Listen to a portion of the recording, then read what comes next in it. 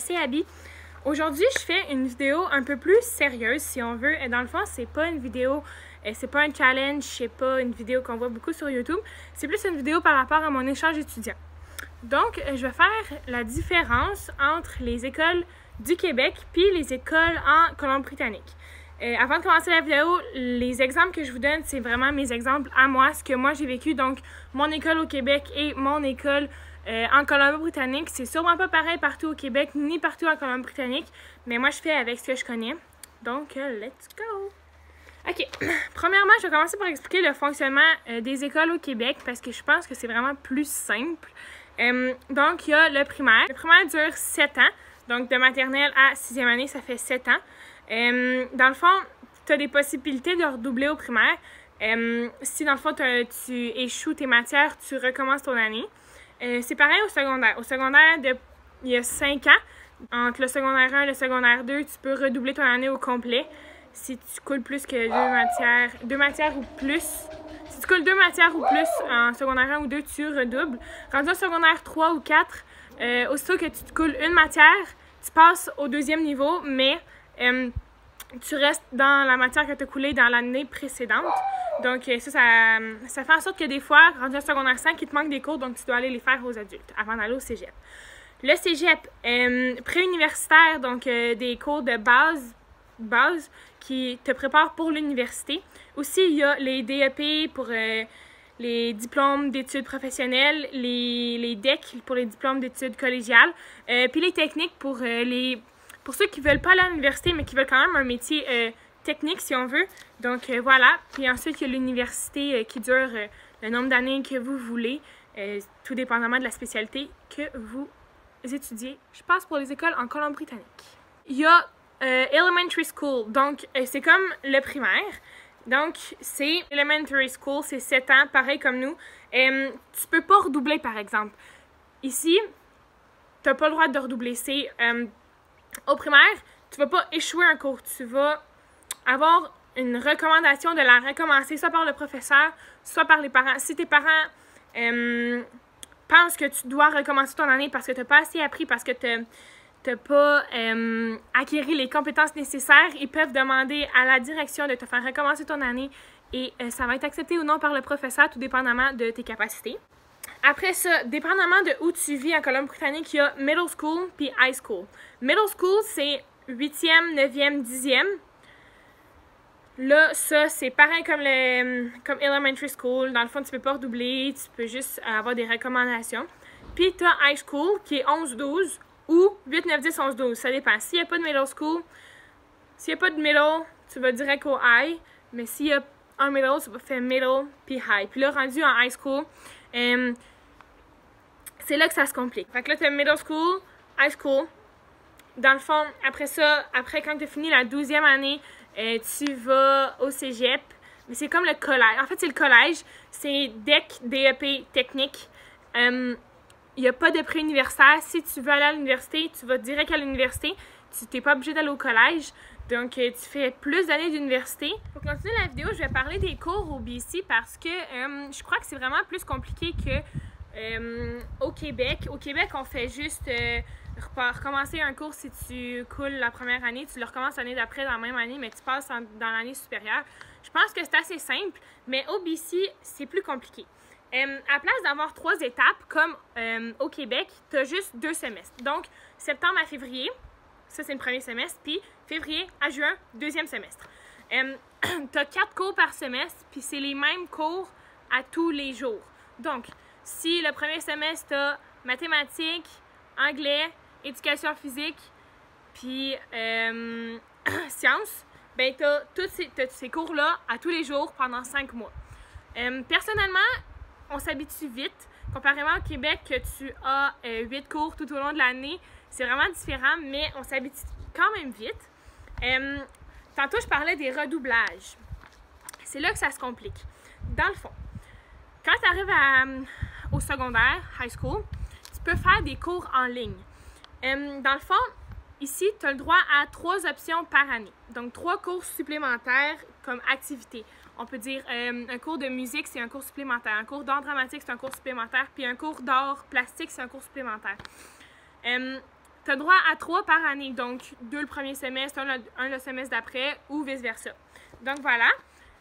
Et aussi, s'il y a une matière qui te passionne, exemple que tu es passionné par les mathématiques, le premier semestre, tu as le droit de prendre tes maths, mettons que tu es en 10e année. Premier semestre, tu prends tes maths de 10. Deuxième semestre, tu ne prends pas ton cours optionnel, tu le remplaces par un cours de maths de 11e année. Même si tu es encore en 10e année dans tes autres cours, tu vas être en cours de maths de 11. Donc, l'année prochaine, il va juste te rester tes maths de 12 en 11e année. Fait qu'en 12e année, tu n'auras pas besoin de faire tes maths de 12. C'est compliqué, je sais. J'ai eu la misère à comprendre moi aussi, mais un coup que tu comprends, c'est facile. Je crois que au Québec aussi, on devrait avoir ça parce que pour vrai, pour les élèves qui ont vraiment de la facilité dans certains cours, je pense que des fois, autant en maths qu'en sciences, qu'en français, qu'en anglais, qu'en univers social, je crois que certains élèves rendus à la deuxième étape au Québec sont comme « Ouais, mais ça, je le sais déjà, ça, je l'ai déjà appris, ça, je sais que j'aurais pu le faire en bien moins de temps qu'en toute une année au complet. » Je pense que le fait d'avoir 2 semestres puis de pouvoir comme faire 2 années en une, dans certaines matières, je trouve ça vraiment cool. Aussi, les cours en ligne, ça, c'est justement parce que si tu veux un cours supplémentaire. Si tu veux un cours supplémentaire, tu dois suivre un cours en ligne. Exemple, tu veux ton cours supplémentaire en maths, mais tu as besoin de ton univers social que tu étais supposé avoir au 2e semestre. Tu vas faire ton univers social en ligne pour pouvoir avoir un cours supplémentaire plus tes maths. Exemple, premier semestre, tu as maths de 10, sciences de 10, un cours supplémentaire en art dramatique, puis un cours d'éduc. Il te reste 2 cours... Non, il te reste un cours supplémentaire parce que éduc, c'est un cours supplémentaire. Donc, il te reste un cours supplémentaire, mais là, il te reste histoire aussi que tu veux, mais tu veux aussi tes maths. Donc, tu vas faire ton cours d'univers social en ligne. Comme ça, tu n'auras pas besoin de le faire le semestre d'après. Tu vas pouvoir prendre tes maths, puis prendre un cours de musique pour faire ton 3e cours optionnel.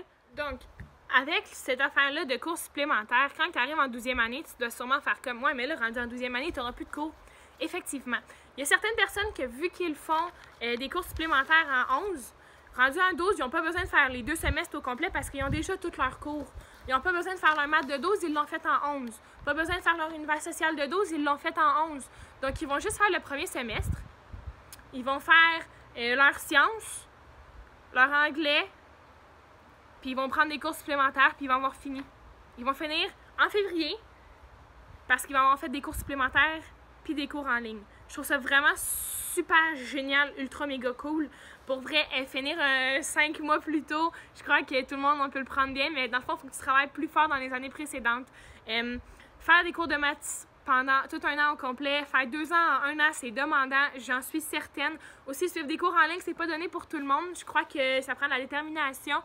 Donc, c'est sûr que c'est pas tout le monde qui voudrait faire ça. C'est pas tout le monde qui voudrait avoir ce système scolaire-là.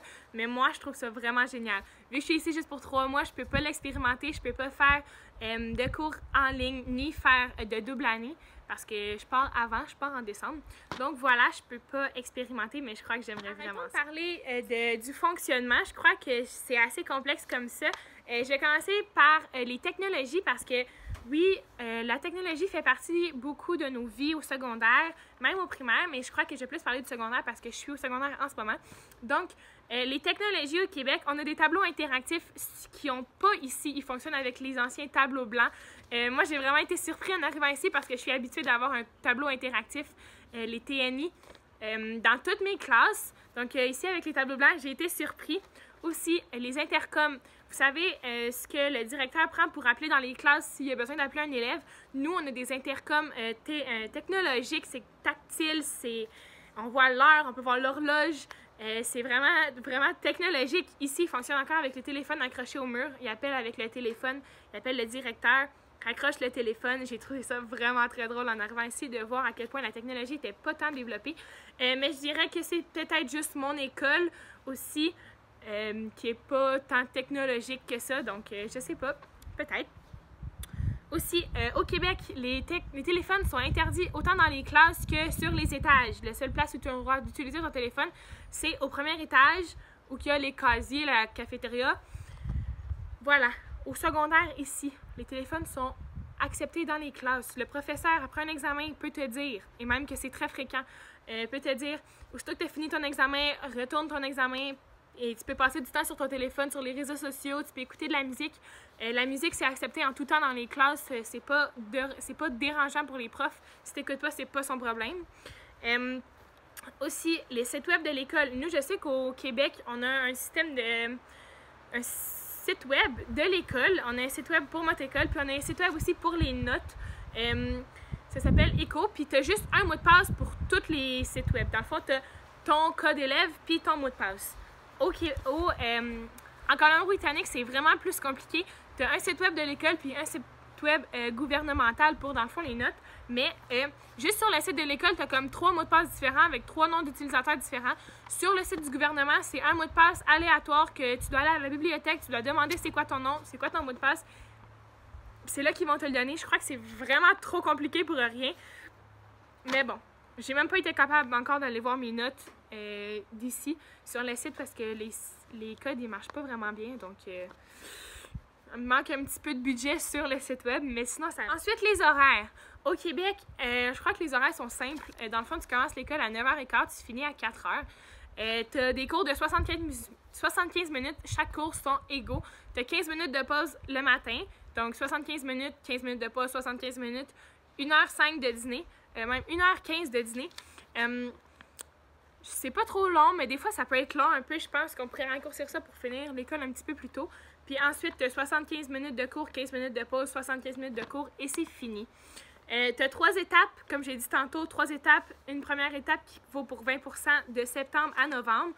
Ensuite, de novembre à février, qui compte encore pour 20%. Et ensuite, de février à juin, la plus longue étape vaut pour 60% de ton année. Je trouve que ça, c'est un petit peu étrange comme séparation de l'année. Mais bon, on fonctionne avec. Aussi, j'en ai parlé tantôt, mais j'ai 8 cours toute l'année. C'est pas séparé par étapes, c'est pas séparé par secondaire. On a 8 cours, les 8 mêmes cours, sauf pour les options, les concentrations, les sports-études, etc. On a 8 cours par année tout au long de l'année, puis je crois que ça fait quelque chose de vraiment simple. Aussi, moi, je fonctionne avec les 9 jours, donc 9 jours différents, puis ensuite on recommence le cycle. Je sais qu'il y en a qui fonctionnent par semaine au Québec, donc voilà, c'est différent. Mais ici, les horaires, c'est compliqué. On commence à 9h35. Ensuite, le cours finit à 10h47. Tu as 5 minutes de pause. Ensuite, ton cours, il commence à 10h53. Finit à 11h04. Là, tu as 20 minutes de pause. C'est comme un long break. Ils appellent ça comme ça. Ensuite, tu as ta troisième période. Il est comme rendu 11h30. Puis tu as ta troisième période.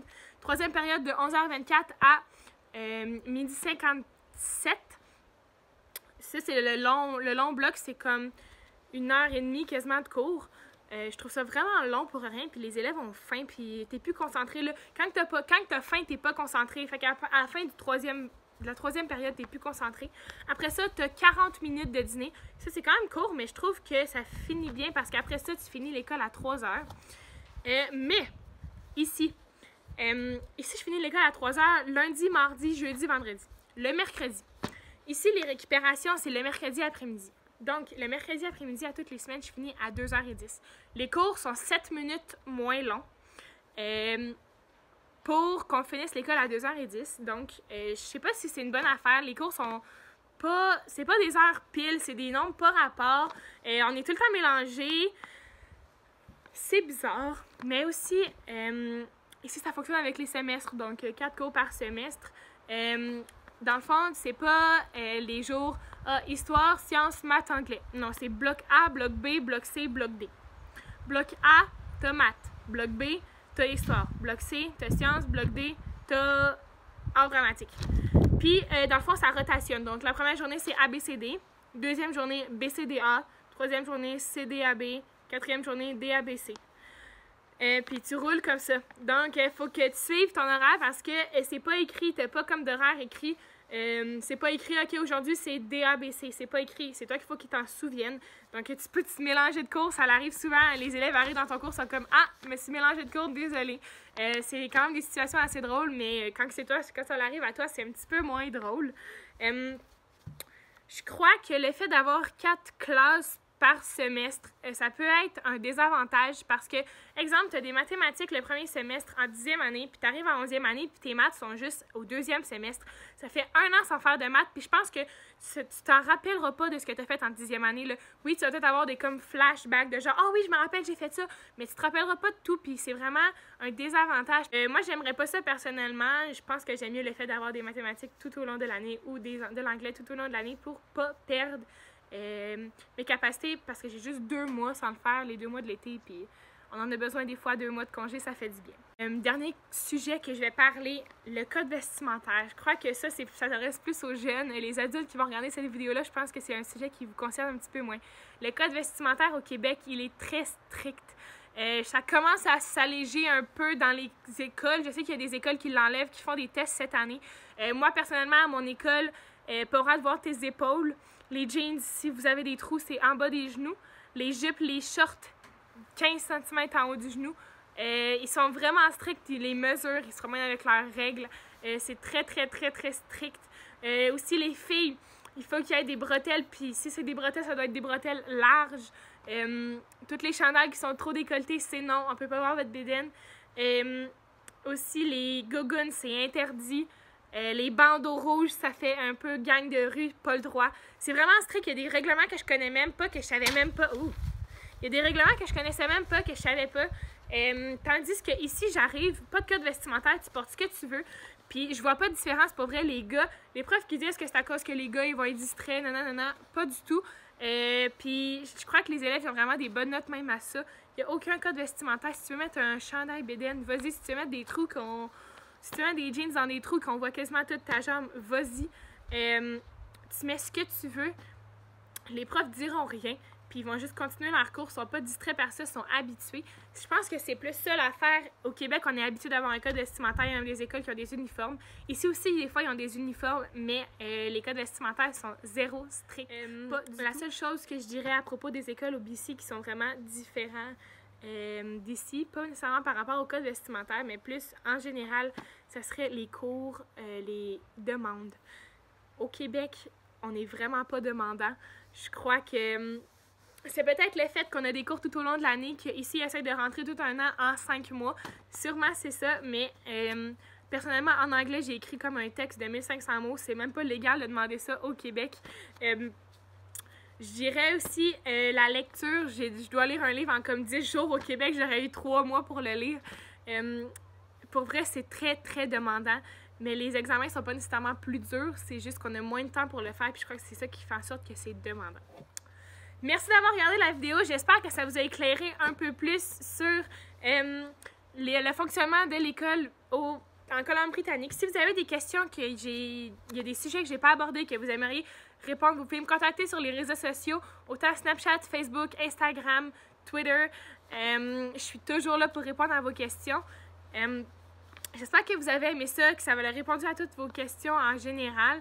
Merci à tous mes amis de la Colombie-Britannique qui ont répondu à mes questions, qui m'ont aidé à comprendre un peu le fonctionnement parce que c'est pas toujours clair, c'est pas toujours facile de comprendre un nouveau fonctionnement scolaire quand tu arrives dans une nouvelle communauté. J'ai essayé du mieux que je pouvais de vous l'expliquer. Je sais que c'est pas évident, mais même pour moi encore, des fois, je suis comme « Ah, ça fonctionne pas? Ça fonctionne comme ça pour vrai? Ah, c'est dommage cool! » Voilà, donc on se revoit dans une prochaine vidéo. Donnez-moi des idées de vidéos si vous avez des idées. J'attends vos questions et vos idées. On se revoit bientôt. Bye!